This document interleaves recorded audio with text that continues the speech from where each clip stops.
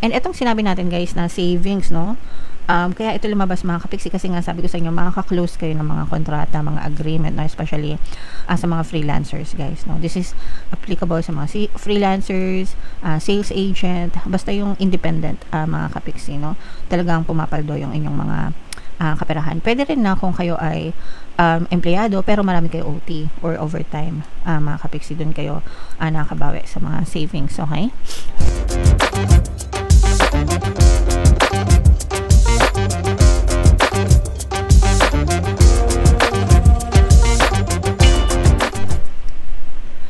Hello guys, hello Cancer, welcome back to Pinoy Pixie Tarot. Ang pamagat ng episode natin for tonight is first half kapalaran para ngayong October 1 to 16 para sa Cancer, Sun, Moon, Rising Sign, and Venus. So, unahin natin tong deck na to mga kapiksi. Tingnan natin yung mga mensahe sa inyo guys. Yeah, introvert ako to guys.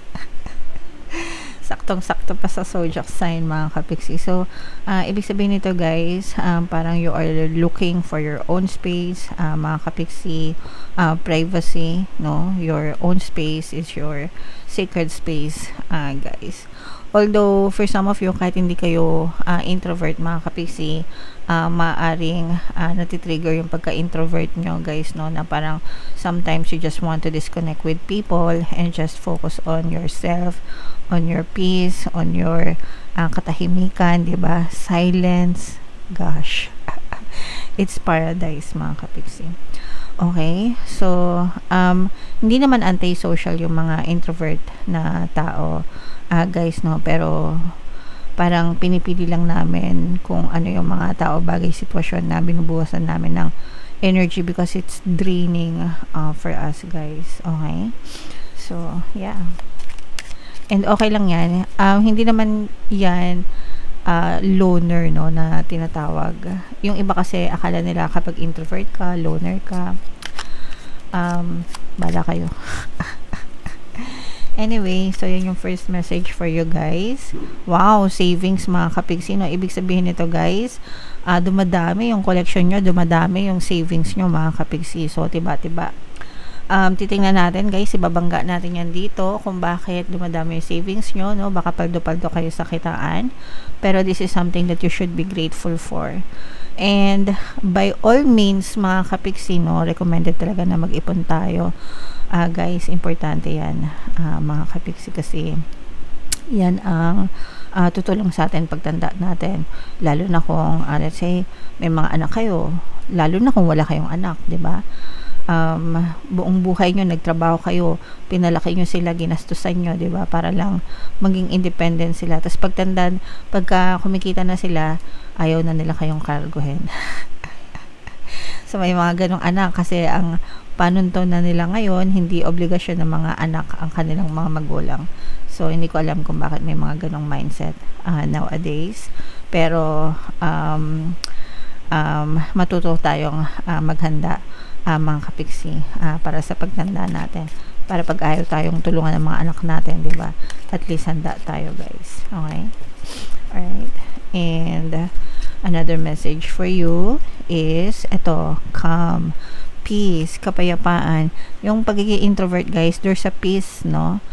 Merong peace of mind yan, merong calmness na you get when you are an introvert person, guys. But it depende talaga yan sa personality natin. I'm not saying na hindi peaceful yung mga extrovert, no, kasi extrovert people, they get their energy from people surrounding them. So para sa kanila, that's their comfort zone.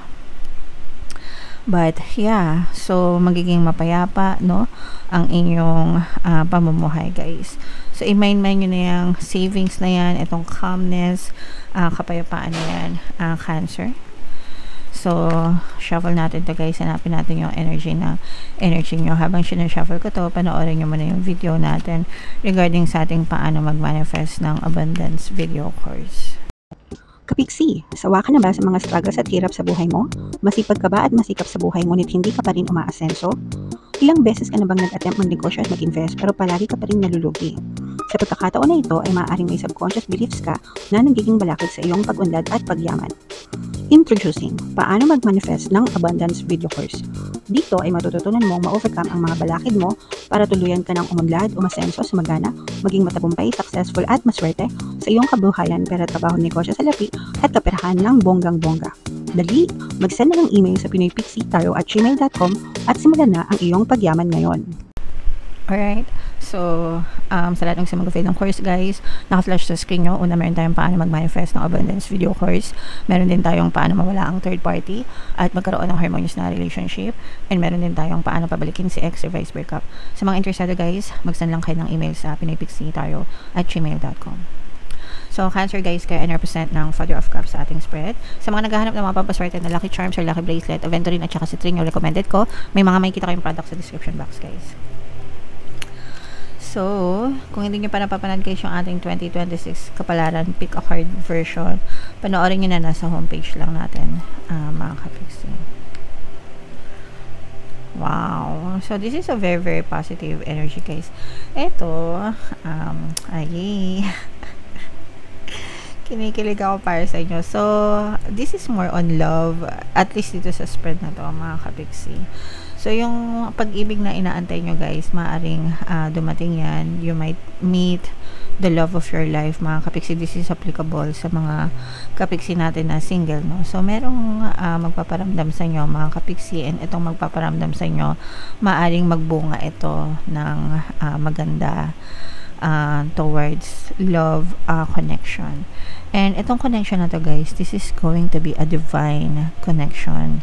This person is your divine match, no? So, parang match made in heaven, mga kapixie. Divine match, ibig sabihin, talagang ito yung kalob sa inyo ng mga spirits, ng mga divine spirits. Especially, if talagang nagdadasal kayo, guys, no, na, this is more applicable, guys, sa mga single, no? Nagdadasal kayo na sana ibigay sa inyo yung tamang specific person para sa inyo. So, guys, no, yung mga dasal nyo regarding that, talagang, at tawag dito, didinggin, no? And yung person na dadating sa inyo, he or she could be your soulmate, or for some, maaring sila pa yung twin flame energy nyo, mga kapixie, or twin flame na kamatch nyo guys, okay? But this is super loving guys, no? Grabe. Again, applicable ito sa mga single na nagdadasal for their relationship, or kung bago-bago pa lang kayo sa relationship nyo guys, okay? Pwede rin naman kahit na matagal na kayo sa relationship and talagang until now kayo pa rin ng person mo, so maaring divine match kayo dyan, guys, okay? So, grabe, yan yung ano, no, yan yung nakakakilig. May dadating na magandang na opportunity sa inyo guys pagdating sa kaperahan, pero parang hindi kayo masyadong satisfied dito sa dadating na to, mga kapixie. Kumbaga parang hindi siya talaga yung hinahanap nyo, and that's fine guys, no? Explore lang, or magantay lang ulit kayo ng other opportunities kasi may mga darating pa regarding sa money opportunity. So hindi naman lahat ng opportunity ay susunggaban natin, no? So antay-antay lang hanggang sa dumating talaga yung mga tamang opportunity para sa inyo guys, okay? And ito naman guys ay energy ng tagumpay, no? So meron kayong masisimulan ng mga bagong bagay na magkakaroon ng magandang progress. So let's say for example, baka nagtayo ka ng sari-sari store. Mapapansin mo na mabilis yung progress niya, mga kapixie. Ibig sabihin, maaring maganda agad yung kita, nakakapag-establish agad kayo ng customer, yung mga ganun. Kahit na ano guys, physical store or online store man, pero everything na sinimulan nyo, mga kapixie, parang mabilis yung magiging progress niyan para sa inyong Cancer, okay? Alright, so i-mind mo nyo na yan, magandang progress na yan, itong other opportunities, at saka itong divine match guys, grabe. Nakakakilig, baka mawiwi kayo guys, alright? may mga masisil na kontrata kayo, mga kapiksi, no? So kung meron kayong mga nilalakad, mga let's say for example, may mga buyer kayo, nasa real estate kayo guys, no? Meron kayong mga nilalakad ng mga kliyente, mga nililigawan, masisil nyo yung mga kontrata mga kapiksi, okay? And matutuloy or mapupush yung mga pirmahan ng mga kontrata, mga deal. Ganun din kung mga project based kayo or mga freelancers, may mga kliyente kayo na mako-close, mga kapiksi.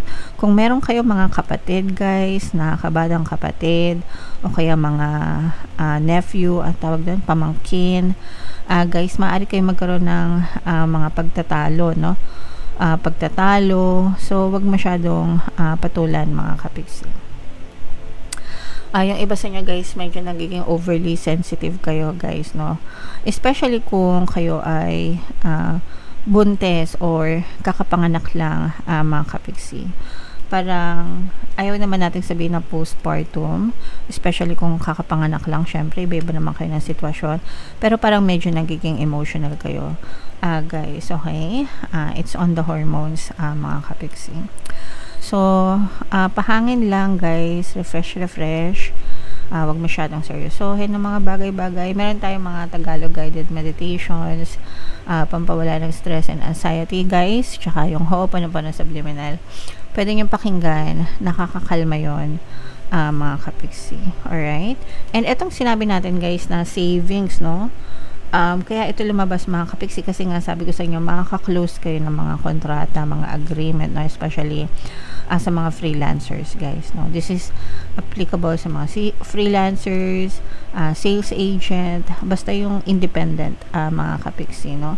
Talagang pumapaldo yung inyong mga kaperahan. Pwede rin na kung kayo ay empleyado pero marami kayo OT or overtime, mga kapiksi, dun kayo nakabawi sa mga savings, okay? Alright, so i-mind nyo na yan guys, yung mga savings na yan, mga kapiksi. So bunot lang tayo ng isa pang additional na message. Ito guys, no, ibig sabihin nito, wag iwasan natin yung paninisi, no, ng ibang tao, blaming others for our fault. Guys, our life, our responsibility. Tayo yung accountable niyan. Kaya maganda, kaya pangit yung nangyayari sa buhay natin, it's because of us, not because of other people. Kung ginawan ka ng masama ng ibang tao, bakit mo hinayaan, 'di ba? So still may fault ka pa rin, mga kapiksi. And hindi natin, wag tayo mag-pinpoint na kasi siya ganto, ganyan, ayan tuloy. Wag ganun mga kapiksi, no? Take responsibility for your own lives guys, okay? Stop pointing fingers to other people, right?